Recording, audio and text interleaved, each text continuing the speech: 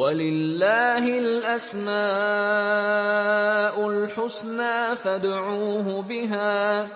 السلام علیکم ورحمۃ اللہ وبرکاتہ، نحمده ونصلی علی رسولہ الکریم، اما بعد فاعوذ باللہ من الشیطان الرجیم، بسم اللہ الرحمن الرحیم، رب اشرح لی صدری ویسر لی امری واحلل عقدۃ من لسانی یفقہوا قولی۔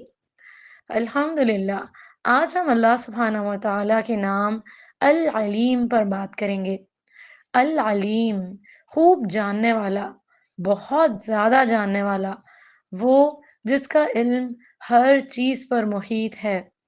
سورہ طلاق آیت نمبر 12 میں آتا ہے لِتَعْلَمُوا أَنَّ اللَّهَ عَلَى كُلِّ شَيْءٍ قَدِيرٌ وَأَنَّ اللَّهَ قَدْ أَحَاطَ بِكُلِّ شَيْءٍ عِلْمًا، تاکہ تم جان لو اللہ یقیناً ہر چیز پر قادر ہے، اور یہ کہ اللہ نے علم سے ہر چیز کا احاطہ کر رکھا ہے۔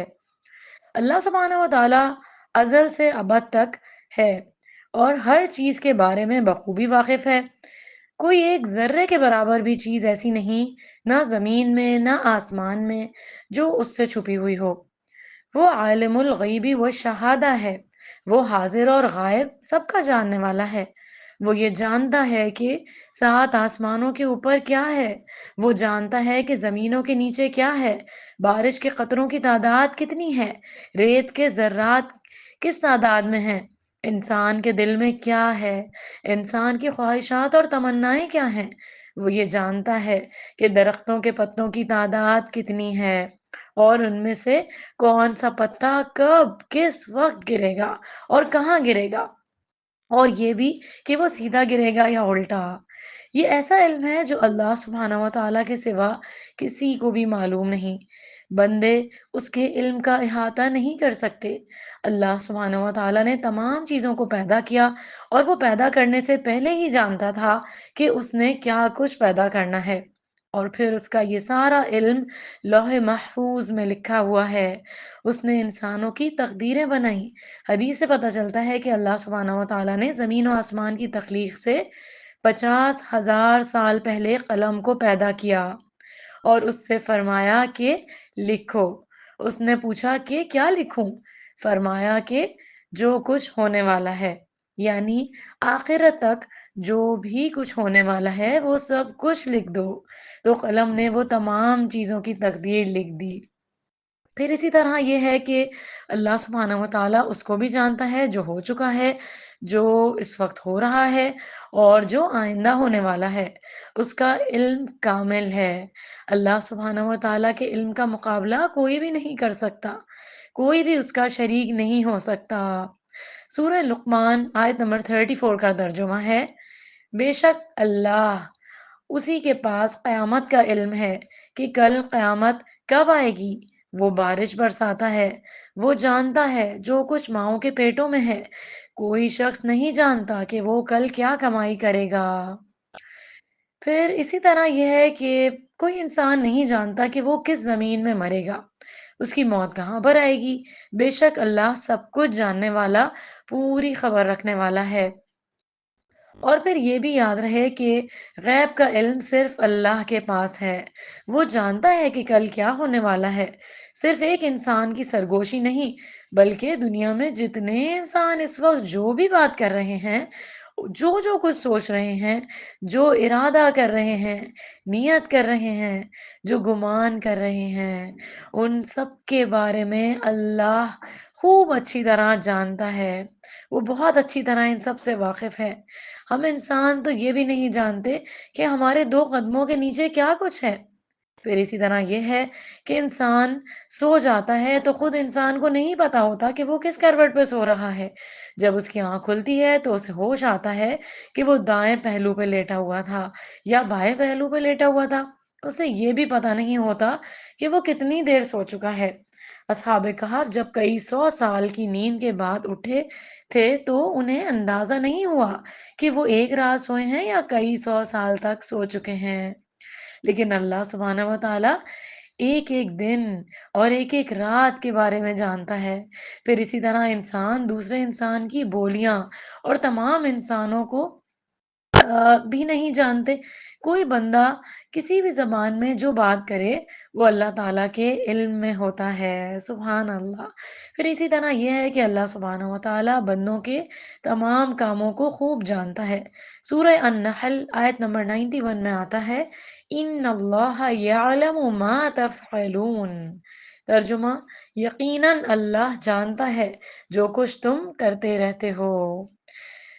تو تمہارا اٹھنا، تمہارا بیٹھنا، چلنا پھرنا، کھانا پینا، سونا جاگنا، بات چیت کرنا، کسی کے ساتھ اچھا معاملہ کرنا یا برا معاملہ کرنا، اللہ تعالیٰ کی عبادت کرنا یا نہ کرنا، یہ تمام چیزیں اللہ سبحانہ و تعالیٰ کے علم میں ہوتی ہیں۔ پھر اسی طرح کوئی کسی کے خلاف، کون کس کے خلاف کیا چالیں چل رہا ہے، کسی کو کہاں سے نقصان دینے کی کوشش میں ہے، یہ سب کچھ بھی اللہ تعالیٰ کے علم میں ہوتا ہے۔ وہ جانتا ہے جو ان کے آگے ہے اور جو ان کے پیچھے ہے۔ انسان اونچی آواز میں کوئی بات کرتا ہے یا آہستہ، وہ سب کچھ جانتا ہے۔ وہ تو نگاہوں کی خیانت تک کو جانتا ہے کہ انسان کی نگاہ کس لمحے کس چیز کی طرف گئی، حلال کی طرف گئی یا حرام کی طرف، اس کی پسندیدہ چیز کی طرف یا ناپسندیدہ چیز کی طرف۔ بے شک وہ سینوں کی چھپی ہوئی باتوں کو بھی خوب جاننے والا ہے۔ وہ سب کی سرگوشیاں جانتا ہے، وہ نیتوں اور ارادوں کو بھی جانتا ہے۔ پھر یہ کہ انسان جب کسی نیک کام کا ارادہ کرتا ہے لیکن اس کو کر نہیں پاتا تو اللہ تعالیٰ اس کا اجر بھی لکھ لیتا ہے، کیونکہ وہ انسان کی نیت کو جانتا ہے کہ وہ کتنی نیک تھی۔ اسی طرح اگر کوئی شخص برے کام کا ارادہ کرتا ہے اور پھر نہیں کرتا اس کو، اس کام کو اللہ کے ڈر سے چھوڑ دیتا ہے، اللہ تعالیٰ اس نیت کا بھی قدردان ہوتا ہے اور اس پر بھی اجر لکھ لیتا ہے۔ پھر اسی طرح اگر کوئی شخص اپنی نیت اور ارادوں کی تکمیل کر لیتا ہے، یعنی جو انسان اللہ کی خاطر عمل بھی کر لیتا ہے، تو اللہ تعالیٰ اس پر 10 گنا سے لے کر 100 گنا اور اس سے بھی زیادہ اجر لکھ لیتا ہے، اس سے بھی زیادہ اجر اس کو عطا فرماتا ہے۔ جب اللہ سبحانہ و تعالیٰ یہ سب کچھ جانتا ہے تو پھر ہمارا طرز عمل کیا ہونا چاہیے؟ ہمیں اپنی زندگی کا ایک ایک دن اور ایک ایک لمحہ سوچ سمجھ کر گزارنا چاہیے کہ ہم اس کی نگاہوں میں ہیں، اس کی نگاہیں ہمارا احاطہ کیے ہوئے ہیں، اس سے کوئی بھی چیز، کوئی بھی عمل، ارادہ اور نیت اور کوئی خفیہ سے خفیہ بات بھی چھپی ہوئی نہیں ہے۔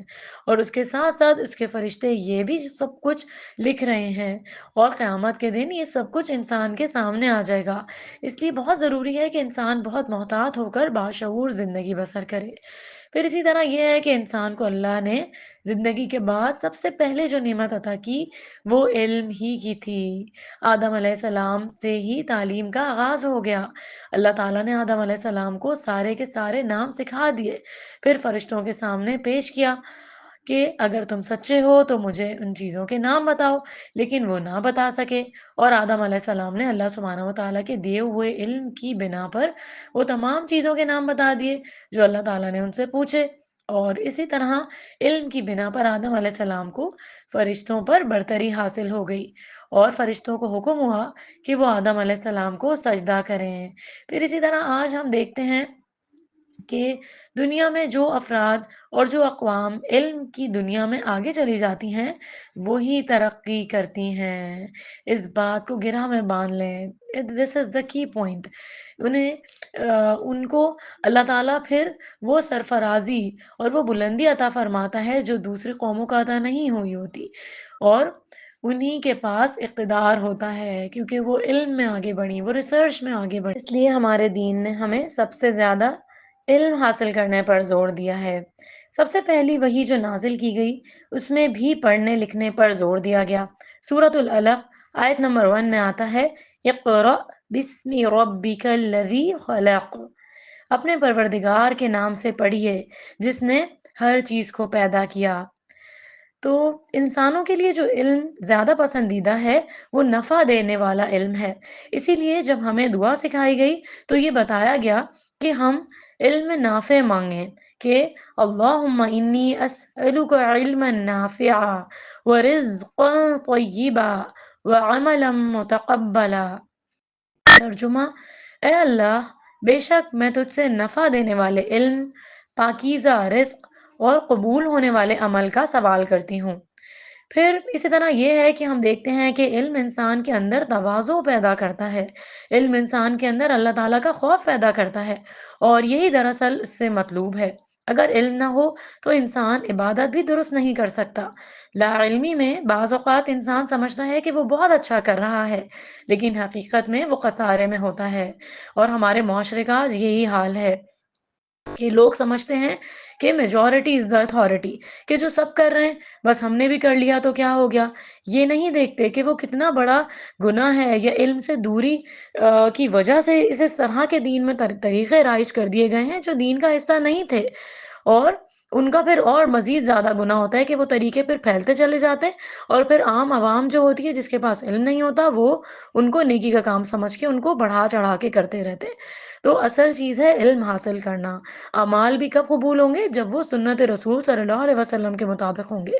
تو ہمیں علم حاصل کرنا نہیں چھوڑنا، پورا بیک ٹو دا سلف ہمیں اس پر جانا ہے کہ صحابہ کرام کیا کرتے تھے، کیونکہ وہ رسول اللہ صلی اللہ علیہ وسلم سے سیکھ کر عمل کرتے تھے۔ تو ہمیں اصل علم کی طرف جانا ہے کہ رسول اللہ صلی اللہ علیہ وسلم نے کیا تعلیمات دی تھی۔ بیچ میں جو چینجز آ گئیں، بیچ میں جو معاشرے میں بگاڑ آ گئے، ہمیں ان چیزوں کو فالو نہیں کرنا، کیونکہ ہم سے ان کا صحیح ہونے کا وعدہ نہیں کیا گیا تھا۔ ہمیں تو قرآن اور سنت کو فالو کرنا ہے۔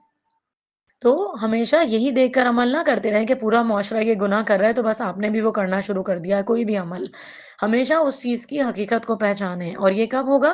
جب ہم علم حاصل کریں گے، تبھی ہمیں پتہ چل سکتا ہے کہ رسول اللہ صلی اللہ علیہ وسلم نے کس کام کو کس طرح کرنے کا حکم دیا ہے، اور صحابہ کرام نے اسے کس طرح کر کے بتایا، اور اسی طرح اللہ تعالیٰ نے کس کام کو کرنے کا حکم دیا ہے اور آپ صلی اللہ علیہ وسلم نے ہمیں کس طرح اسے کر کے بتایا۔ تو اس چیزوں کی ہمیں تعلیم حاصل کرنی ہے۔ لیکن حقیقت میں انسان کیا ہوتا ہے؟ جب وہ علم حاصل نہیں کرتا تو وہ خسارے میں ہوتا ہے۔ اس لیے بہت ضروری ہے کہ انسان جہاں دنیا کے لیے بھاگ دوڑ کرے، دنیا کے علوم حاصل کرے، وہاں وہ اپنی آخرت کے بارے میں بھی ضرور فکر مند ہو، اور جس مقصد کے لیے انسان کو پیدا کیا گیا ہے اس مقصد کو حاصل کرنے میں جو علوم اس کو فائدہ دیں ان کو سیکھنے والا ہو۔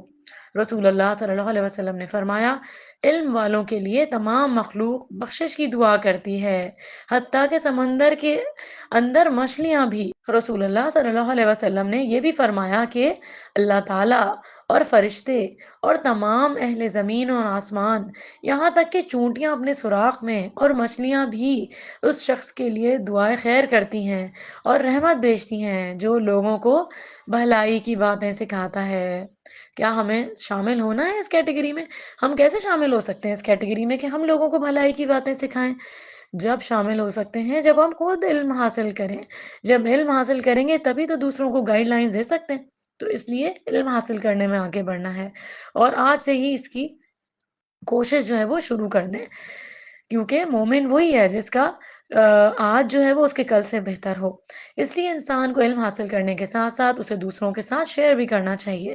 علم حاصل کس نیت سے کرنا چاہیے؟ کہ اپنا عمل بدلے، اللہ کو راضی کریں، اور پھر اس علم کو آگے بھی پہنچائیں۔